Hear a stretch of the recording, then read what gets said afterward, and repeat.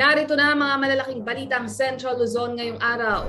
No booster shot, no entry sa mga enclosed establishment, posibleng ipatupad sa Hunyo. Dole nagpaalala sa mga employer ukol sa wastong pagbabayad ng holiday pay. Karagdagang COVID-19 facilities itatayo sa Jose B. Lingad Memorial General Hospital. Papako at iba pang penitensya hindi mo na pahihintulutan ngayong mahal na araw sa syudad ng San Fernando.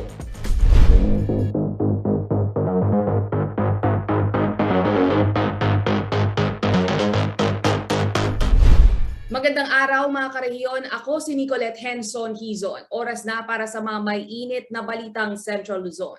Dahil sa nagpapatuloy na COVID-19 pandemic, hindi mo na pahihintulutan ang ilang mga nakasanayang tradisyon sa syudad ng San Fernando, Pampanga tuwing mahal na araw. Kabilang dito ang pagpapapako sa krus at iba pang uri ng penitensya. Narito ang detalye.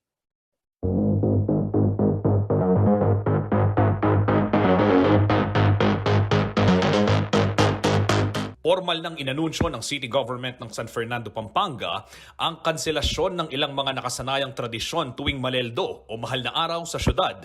Sa inilabas na Executive Order No. CMO 2022-20 ni Mayor Edwin Santiago nitong ika-28 ng Marso, sinabi nitong hindi muna pahihintulutan ang pagpapapako sa krus at iba pang uri ng penitensya. Kabilang sa mga prohibited activities simula April 10 hanggang April 17, 2022, ang senakulo o tira-bakal, self-flagellation o pamagdarami at pamagsalibat-bat, at ang reenactment ng Way of the Cross o ang pagpapapako. Epektibo ang nasabing kautusan sa lahat ng barangay ng siyudad San Fernando. Ayon pa sa City Government, paraan daw ito bilang pag-iingat pa rin sa posibleng pagkalat ng COVID-19. Ang mga mahuhuling lalabag daw sa nasabing atas ay maaaring maparusahan sa ilalim ng ibang mga ordinansa ng syudad kaugnay ng Republic Act 11332 o ang Mandatory Reporting of Notifiable Diseases and Health Events of Public Concern Act. Sa kabila nito, hinihikayat naman ng publiko at mga mananampalataya na dumalo sa mga banal na misa at iba pang religious activities. Nauna na ring sinabi ni City of San Fernando Tourism Officer Ching Pangilinan na sa sentro sa Visita Iglesia ang paggunita ng Maleldo 2022 sa syudad. Justin Dizon, CLTV News.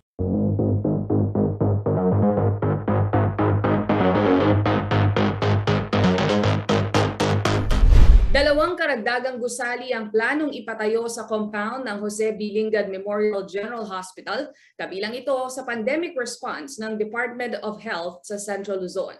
Ayon kay DOH Secretary Francisco Duque III, bahagi ang gagastusin sa proyekto ng higit 1 bilyong pisong pondong na ibaba sa probinsya ng Pampanga para sa mga healthcare facility. Narito ang ulat.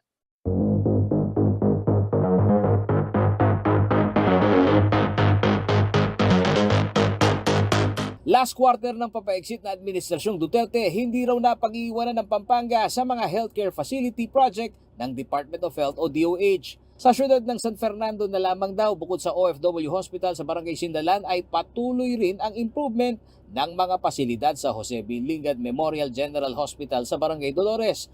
Kaya pabirong hirit ni Pampanga Vice Governor Lilian Nanay Pineda kay incumbent Mayor Edwin Santiago. Swerte raw ito dahil sa 9 na taon niya sa opisina ay hindi naging problema ang pagpapatayo ng ospital. Congratulations sa 9 years mo. At ako po sinasabing maswerte kasi nandito sa City of San Fernando ang ospital ng regional. Higit 1 bilyong piso ang budget allocation ng Department of Health o DOH sa mga healthcare facility sa Pampanga. Ayon kay Health Secretary Duque, naging masipag at cooperative kasi ang probinsya sa pagpapahiram ng mga lupa. Gaya na lamang ng higit 2 hektaryang lupain sa siyudad ng San Fernando na sumailalim sa use of rock agreement ng sangguniang panlalawigan. Kaya ang pag-allocate ng pondo ay hindi raw naging mahirap dahil sa infrastructure project na kaagad daw nasisimulan. Binuhos ni Pangulong Duterte ang resources ng ating pamahalaan para kahit na paano ma-mitigate natin yung impact ng COVID sa ating buhay at sa ating ekonomiya. At ngayon nakikita natin, malinaw, ang mga numero natin ay isa na tayo sa may pinakamababa na mga kasong na itatala araw-araw. No? One of the lowest. We're second to the lowest. No? So ano ibig sabihin nito? Tama yung tugon ng ating Interagency Task Force on the Pandemic Response.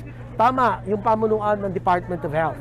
Sa JBL Hospital, target matapos sa susunod na taon ang 60-bed capacity na itatayong infectious disease building. Pinondohan ito ng Asian Development Bank sa halagang 134 million pesos. Ang ating kasing infectious disease building is nakalaan talaga yan para dun sa mga pasyente natin na hindi lamang COVID, kundi yung mga napapanahon ng mga infeksyon na nakakahawa. So itong proyekto na to, no, meron tong ICU na karagdagan aside from our isolation building na existing. And then state of the art din ang mga wards dito. It's a negative pressure building na kaya yung mga SARS, yung mga swine flu na mga yan, at anything that would be infectious, dyan natin siya ilalagay as an isolation. Nakikita namin ito bilang isa sa mga referral centers in Central Luzon. Samantala, pasok sa multi-year contracting ang orthopedic building na nagkakahalaga naman ng 320 million pesos. Aabot daw sa 3 taon ang konstruksyon sa nasabing gusali. Ayon kay Dr. Monserrat Chichoco, katugunan ito sa pag-aaral ng DOH dahil kalimitan sa mga pasyente sa Central Luzon ay biktima ng road crash, burn injury dahil sa mga industriyang papausbong sa rehiyon. Now, ang orthopedic center kasi tayo ang isa sa mga subnational referral hospital for orthopedic care dito sa lugar natin ng Luzon and up to the north, so yung buong Luzon. Ano? So, may karagdagan tayo na 150 bed dyan na orthopedic ward, 5 operating rooms para doon, at syempre, ang ating trauma kasama din doon sa building na yon. At yun ay additional na 30 beds. Tapos meron din tayong karagdagan na 10 beds para sa mga burns patient kasi marami tayong factory around eh. Samantala, bagamat magkakaroon ng pagpapalit ng administrasyon, tiniyak naman ng DOH na hindi matetenga ang mga proyekto dahil nasa kontrol nila ang taunang pagpopondo para sa mga regional hospital. Paolo G. Santos, CLTV News.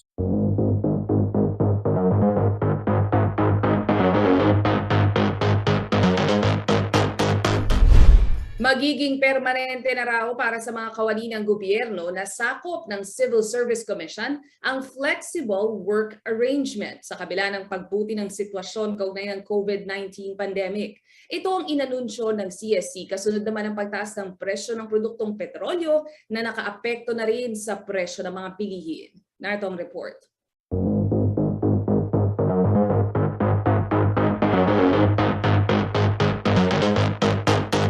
Malaking adjustment daw ang work from home setup para sa social worker at information officer ng Department of Social Welfare and Development o DSWD Region 3 na si Rainer Grospe.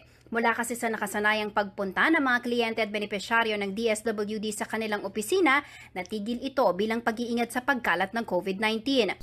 Yung transition from face-to-face to virtual, yung delivery ng social services natin ay napakahirap talaga, malaking adjustment. Unang-una, syempre, hindi naman capacitated din yung mga clients natin sa digital platforms. Pero dahil hindi maaring ihinto ang pagbibigay ng social services, nagpatubad ng flexible working arrangement ng gobyerno kasama ng work from home. Tulad ng marami mula sa face-to-face, may mga aktibidad na ginawang virtual ng kanilang ahensya. Kinalaunan, napatunayan din naman na sa kabila ng mga pagbabagong dulot ng pandemya, tuloy lang ang kawani ng DSWD sa paggampan sa kanilang tungkulin. It's a very big adjustment at malaking challenge. Pero nagawan naman natin na yung pag-a-adjust natin was very smooth, no? Na-deliver pa rin natin yung mga social services na kinakailangan ng mga tao, especially during the height of the pandemic, lalo na nung mga panahong nagla-lockdown tayo naman, mga nationwide and local and granular lockdowns tayo. Bilang isang ina, malaki raw naitulong ng work from home kay Remely Canlas na Administrative Aid ng City Environment and Natural Resources Office o Sendro sa siyudad San Fernando, Pampanga. Habang ginagampanan daw kasi niya ang kanyang trabaho, nasusubaybayan din niya ang kanyang mga anak sa bahay. Maliban dito, nakatipid din daw siya sa araw-araw na pamasahe papunta sa opisina at nakaiwas sa traffic. Mas maayos po, lalo na sa bahay. Nagagawa mo lahat yung mga trabaho. Tapos, less pa sa mga traffic. At the same time, nakakatulong ka pa sa bahay na babantayan mo pa yung mga bata na nasa online study po sila on pandemic time. So marami po yung naitulong sa amin yung work from home as a mother. Ngayong bumubuti na ang COVID-19 situation sa bansa ay siya namang pagsulpot ng oil crisis dulot ng kaguluhan sa pagitan ng Russia at Ukraine. Dahil sa walang tigil na pagtaas ng produktong petrolyo, ramdam ang domino effect nito dahil maging ang presyo sa mga pangunahing bilihin ay nagtaas na rin. Dahil dito ay minungkahi ng National Economic and Development Authority o NEDA ang pagpapatupad ng 4 days work week upang makatulong na maibsan ang gastusin sa krudo ng mga manggagawa. Samantala, gagawin na raw permanente ng Civil Service Commission o CSC ang alternative at flexible work arrangement para sa mga empleyado ng gobyerno. Ito'y inihayag ni Commissioner Eileen Lezada nitong Huwebes sa isang panayam. Ayon kay Lezada, may pandemya man o wala, ipatutupad na raw ang flexi work sched. Inaayos na raw nila at gumagawa na ng hakbang upang ma-institutionalize ito, hindi lang sa panahon ng pandemya. Sinabi rin ni Lezada na ang CSC Memorandum Circular No. 18, Year 2020 o ang Alternative and Flexible Work Arrangement ay epektibo lamang sa panahon ng public health emergency na nakatakdang magtapos ng Setyembre ngayong taon. Kabilang sa Flexi Work Arrangement ang work from home, skeletal workforce, 4-day compressed work week, staggered working hours at kombinasyon ng 4. Ang planong ito ng CSC sinang-ayunan ng ilang kawani ng gobyerno na aming nakapanayam. As far as labor practice is concerned, okay naman siya kasi basta makompleto mo yung 40 hours eh. At as far as public service is concerned naman, output-oriented naman tayo. Basta nasaservisyohan natin yung mga tao. Okay lang naman yun. Ako po pabor doon para po makakatulong din po tayo sa environment kasi po hindi tayo kailangan mag-traffic ay magkwas ng mga traffic na kailangan sabay-sabay na pumapasok ng 5 days o kung 4 days lang po siya, makaka-less po tayo doon sa mga traffic tsaka gastos. Samantala, ang mga empleyado ng Korte Suprema ay magre-report physically sa trabaho ng 4 na araw at work from home na 1 araw simula April 4. Nauna nang sinabi ng Malacanang na kinukonsidera ni Pangulong Rodrigo Duterte ang 4-day work week na iminungkahi ng NEDA. Jennifer Salenga, CLTV News.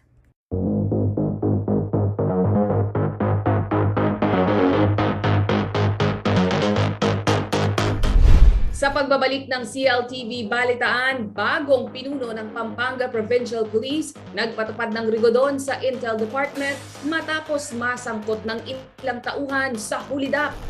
At Combined Arms Live Fire Exercises ng Balikatan 2022 umarangkada na sa Capas Tarlac. Manatiling nakatutok para sa iba pang mga nangunang balita ngayong araw.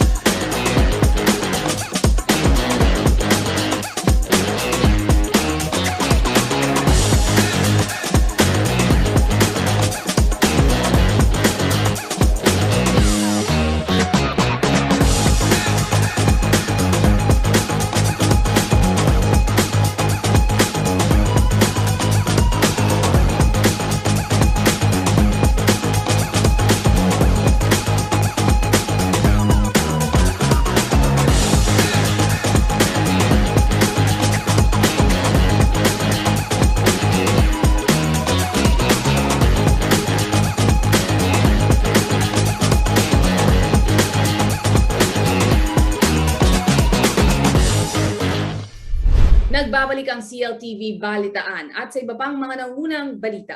Nagpatupad ng rigodon sa Intelligence Department ng Pampanga Provincial Police Office ang bagong talagang OIC nito na si Police Colonel Jonas Amparo. Ayon kay Amparo, sisikapin niyang maisulong ang internal cleansing upang malinis ang nadungis ang pangalan ng kanilang tanggapan matapos masangkot sa di umano'y hulidap ng ilang mga tauhan. Narito ang ulat.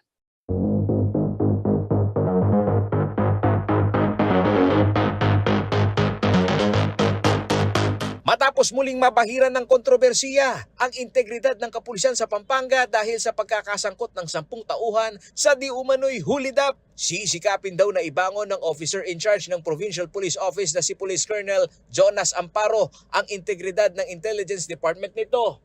Paliwanag niya, bukod sa 10 nai-relieve na police officers na direktang sangkot sa hulidap, lahat umano ng personnel sa ground operation ng Intel Department ay kanilang pinalitan.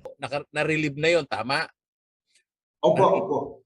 At yung pang mga yung pang mga junior officer ho, as in ba totally lahat ng personnel na diyan sa S2 talagang pinalitan ng bagong muka o doon sa pulang? Hindi, ito ang natin.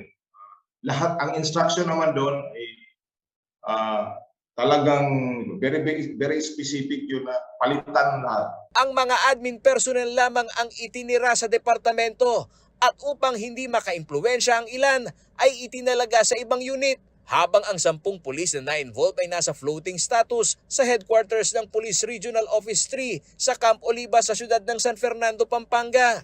Ganun pa rin, nandun yung influensya nila eh. So dapat tanggalin din yun at yun din kahit na hindi yan wala yan doon sa hindi na involved eh. We will be applying the yung internal cleansing mechanism ng ating organisasyon. Kritikal ang Departamento ng Intelligence Unit mula sa Anti-Drugs Operation, paghuli sa mga may warrant at Anti-Criminality Operation. Kaya ganun na lamang daw kahalaga na panatilihing tuwid at malinis ang mga tauhan sa unit na ito. Mabalik man lang kung ano po yung nawala sa amin. Kasi ang PNP as an organization is nakakapag may momentum na minsan nadadapa tayo pero kailangan natin bumangon, kailangan natin mag-initiate ng mga bagay para ang tiwala ng tao ay pa rin natin, ma-win back natin at mapakita natin kung ano talaga yung tunay na mukha ng Pampanga Police Provincial Office. Bahagi ng Philippine National Police Academy o PNPA Class 94 si Police Colonel Amparo. Nabuhat naman sa Special Action Force ng PNP. Naging Provincial Director ng Aurora kahit na OIC siya ng Pampanga PPO. Kumakatawan din ito bilang Deputy for Regional Operation o DRDO at Vice Chair ng Regional Security Task Group. Paolo G. Santos, CLTV News.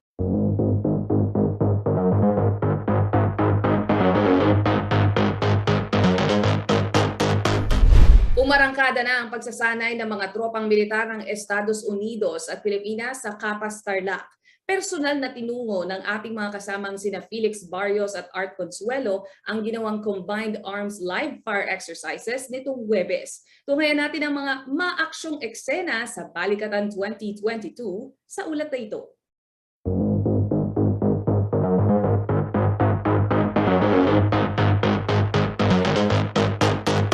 Dahil na rin sa pandemya, 2 taong naantala ang taunang balikatan exercise sa pagitan ng bansang Amerika at Pilipinas. At dahil na rin sa bumubuting sitwasyon ngayong 2022, ay naikasa ang pinakamalaking balikatan exercise sa kasaysayan. Iba't ibang military training ang kasalukuyang ginagawa sa rehiyon.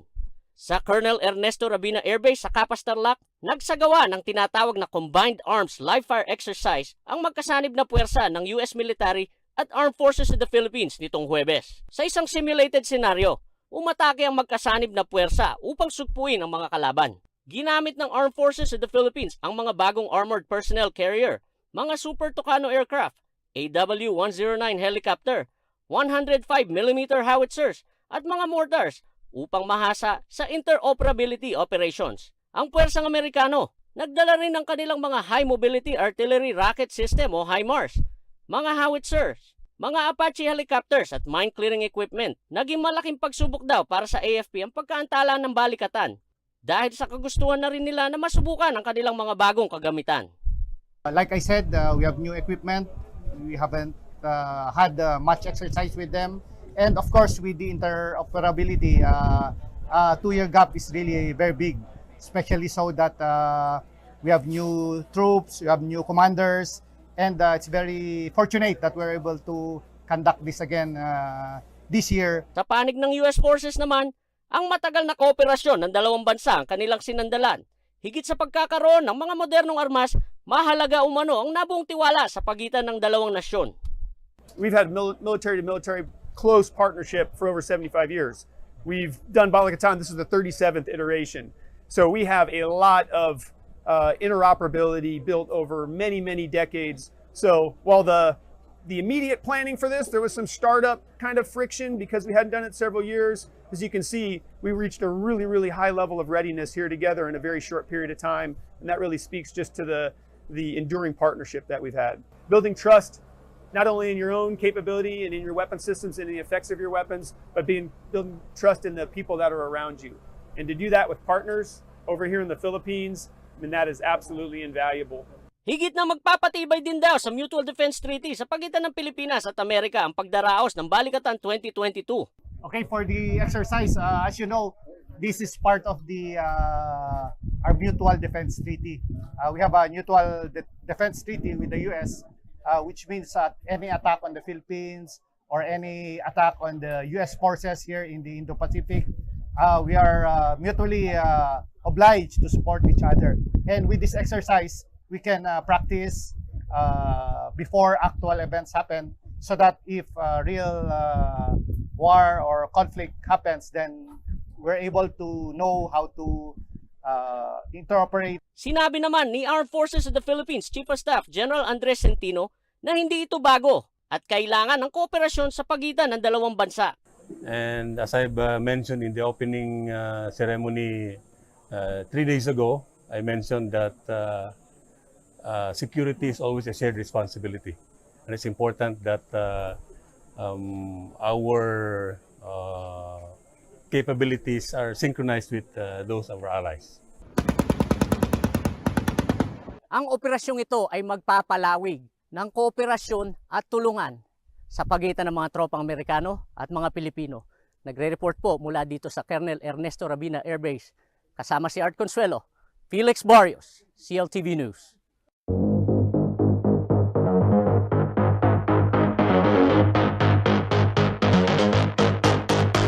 Sa pagbabalik ng CLTV Balitaan, no booster shot, no entry sa mga enclosed establishment posibleng ipatupad sa Hunyo. Kauna-unahang female fighter pilot ng bansa, ipinagmalaki ng Philippine Air Force. At Kaliwa Dam inaasahang magtitiyak sa supply ng tubig. Ilang grupo ng mga katutubo nais pang pag-aralan ng proyekto. Manatiling nakatutok, magbabalik ang CLTV Balitaan.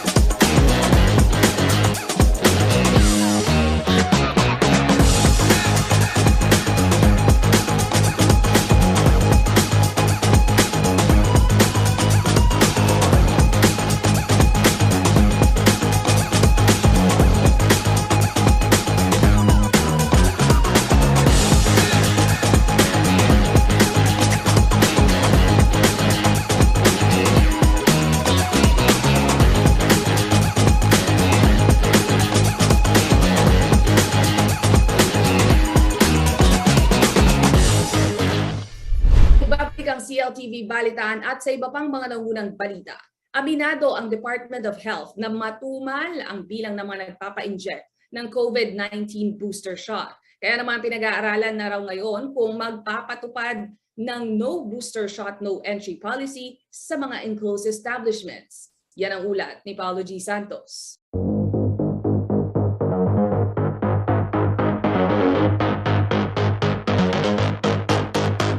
Medyo ako po ay nananawagan dahil matumal. It is still quite anemic, our booster dose coverage. And I call upon all of my fellow civil servants and public servants here from the JPL and from all the other health facilities, including the local government facilities. And I call upon each one of you to please help us push for a much wider vaccination coverage in general and for our booster dose coverage in particular. Ito ang panawagan ni Department of Health Secretary Francisco Duque III kasabay ng kanyang pagdalo sa groundbreaking ceremony para sa dalawang bagong gusali ng Jose B. Lingad Memorial General Hospital nitong Biyernes. Ayon kay Duque, problemado sila sa mabagal na COVID-19 booster program ng gobyerno. Yon ay dahil sa kaunti lamang sa mga Pilipino ang may interes na magpabakuna ng third dose. Binanggit ng kalihim na nasa 25% pa o halos 12 million pa lamang ang naturukan ng COVID-19 booster shot. Sulong natin ang booster coverage kasi mababa. Sa 12 million pa lang tayo, over 44 million target. So that's only 25%. So mababa.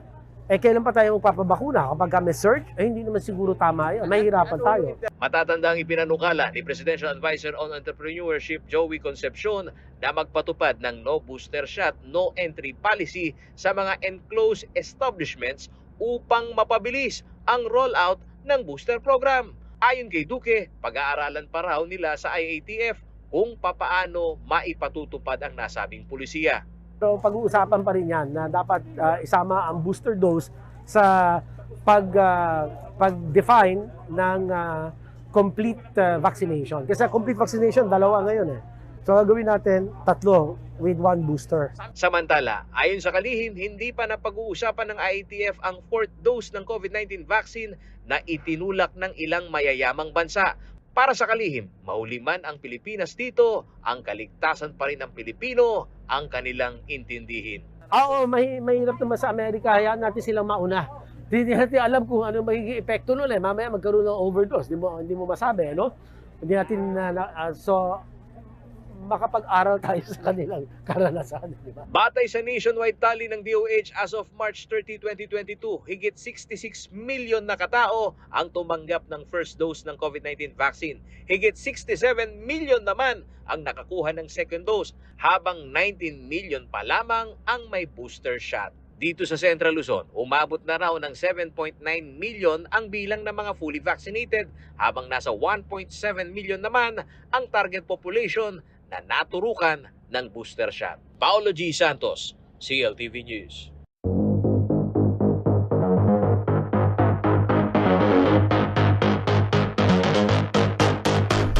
Nagbabalik ang CLTV Balitaan at sa iba pang mga nangunang balita. Naging makasaysayan para sa Armed Forces of the Philippines, Philippine Air Force, ang pagtatapos ng buwan ng Marso o Women's Month. Sa unang pagkakataon, mayroon ng babaeng fighter pilot ang bansa. Kilalanin natin siya sa report na ito.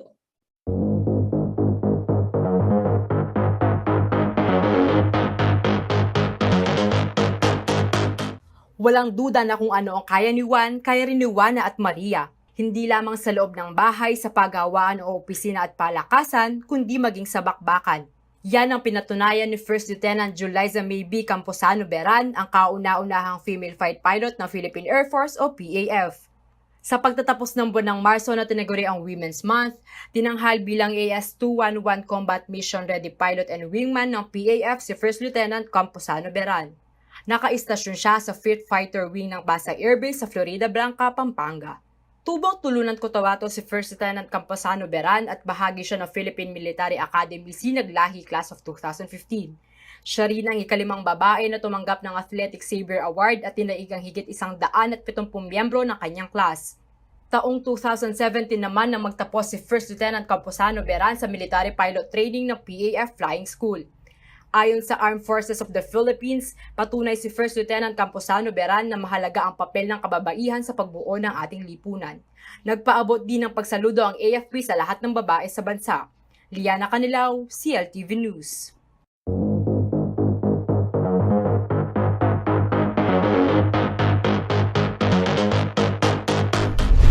Kaya raw mag-supply ng hanggang 600 milyong litro ng tubig kada araw ang itatayong Kaliwa Dam ayon sa Metropolitan Water Works and Sewerage System o MWSS. Ibig sabihin, ganitong dami rin ng tubig para sa Metro Manila ang maaaring hindi nahigupin sa Angat Dam na mapupunta naman sa Bulacan.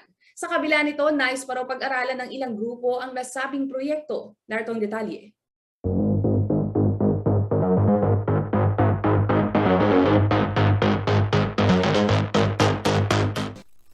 Makikinabang umano ng husto ang lalawigan ng Bulacan sa supply ng tubig mula sa Angat Dam sa oras na mapatayo ang Kaliwa Dam. Ito ay ayon kay Metropolitan Water Works and Sewerage System o MWSS Administrator Leonor Cleofas, na kamakailan ay bumisita sa Angat Dam watershed sa Norzagaray. Paliwanag niya kayang mag-supply ng hanggang 600 milyon na litro ng tubig kada araw ang itatayong Kaliwa Dam.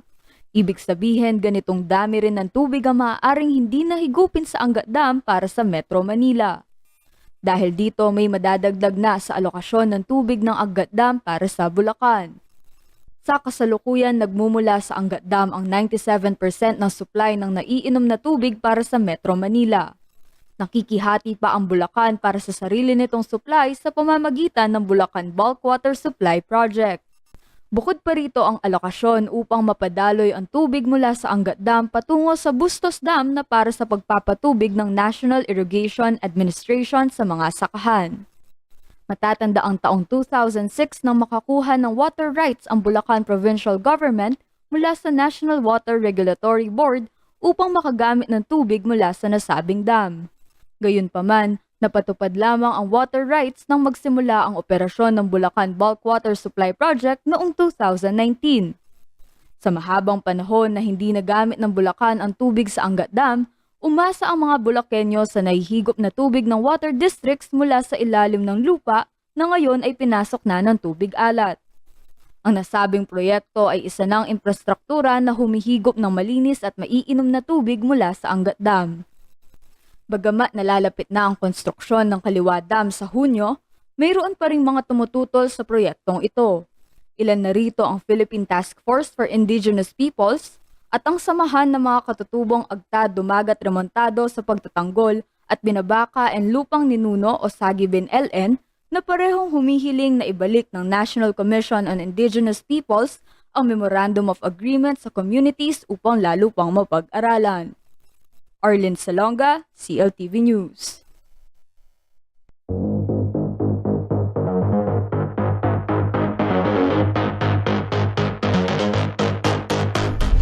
Sa pagbabalik ng CLTV Balitaan, DOLE nagpaalala sa mga employer ukol sa wastong pagbabayad ng holiday pay. Manatiling nakatutok, magbabalik ang CLTV Balitaan.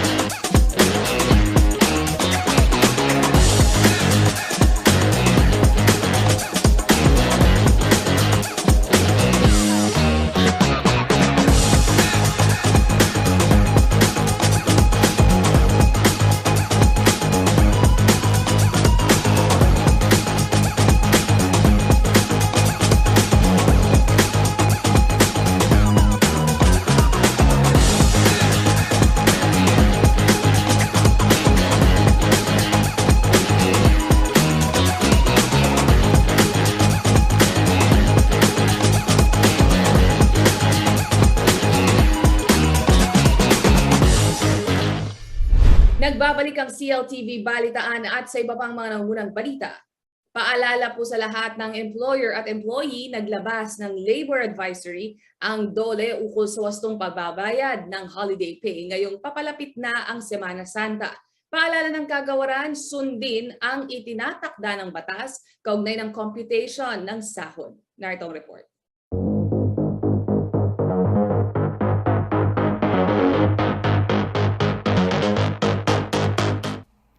Nagpaalala ang DOLE sa mga employer ukol sa wastong pagbabayad ng holiday pay sa kani-kanilang mga empleyado. Ito ay alinsunod sa Proclamation Number 1236 ni Pangulong Rodrigo Roa Duterte noong Oktubre ng nakaraang taon na naglalaman ng mga tuntunin ukol sa regular holidays at special non-working holidays pay.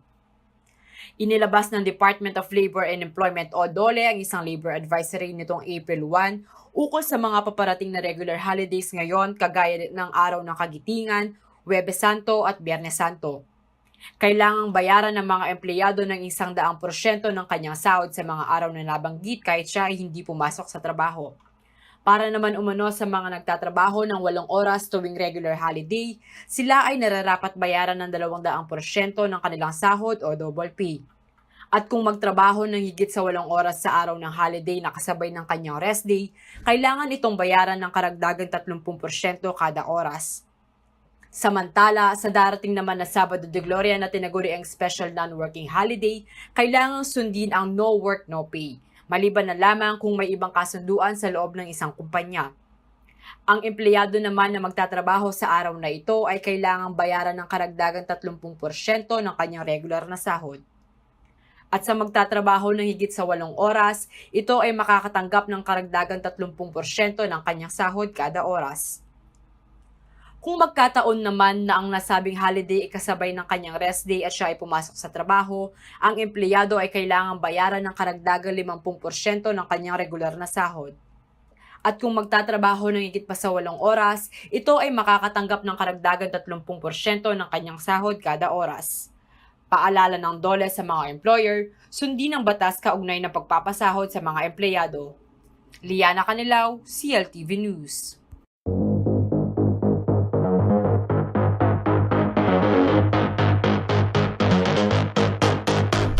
Alamin naman natin ang magiging lagay ng panahon mula kay Ginoong Manny Esguera, Chief Weather Forecaster ng Pag-asa Clark.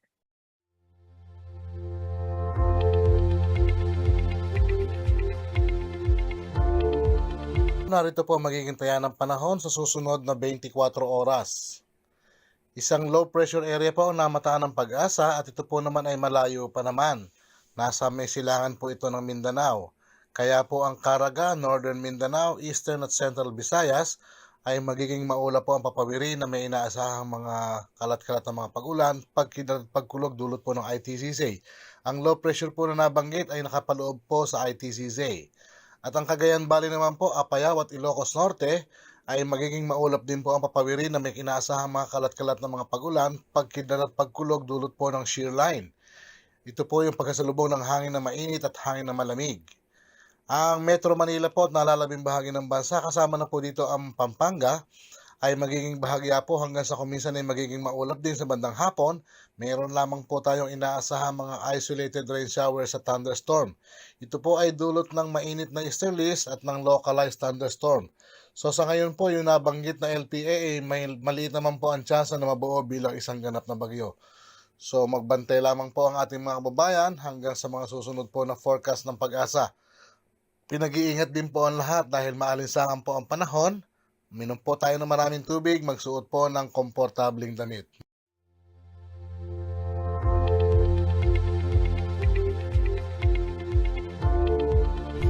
At yan ang mga balitang nakalap ng CLTV Balitaan. Para sa karagdagan pagdetalye, maaari niyong i-follow ang aming social media pages at CLTV36 Official at CLTV36 News. Kung nais namang balikan ang mga programa ng CLTV, maaari niyong bisitahin ang aming YouTube channel at CLTV36 Official at ang aming website, www.cltv36.tv. Mapapanood din ang mga programa ng CLTV nationwide via Signal Channel 115 at sa aming 39 cable partners. Kasama ang buong puwersa ng CLTV News and Current Affairs. Ako si Nicolette Henson Hizon. Maraming salamat po.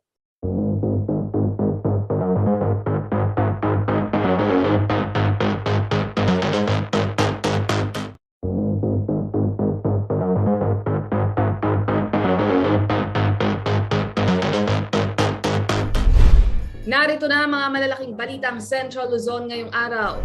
No booster shot, no entry sa mga enclosed establishment, posibleng ipatupad sa Hunyo. Dole nagpaalala sa mga employer ukol sa wastong pagbabayad ng holiday pay. Karagdagang COVID-19 facilities itatayo sa Jose B. Lingad Memorial General Hospital. Papako at iba pang penitensya hindi mo na pahihintulutan ngayong mahal na araw sa syudad ng San Fernando.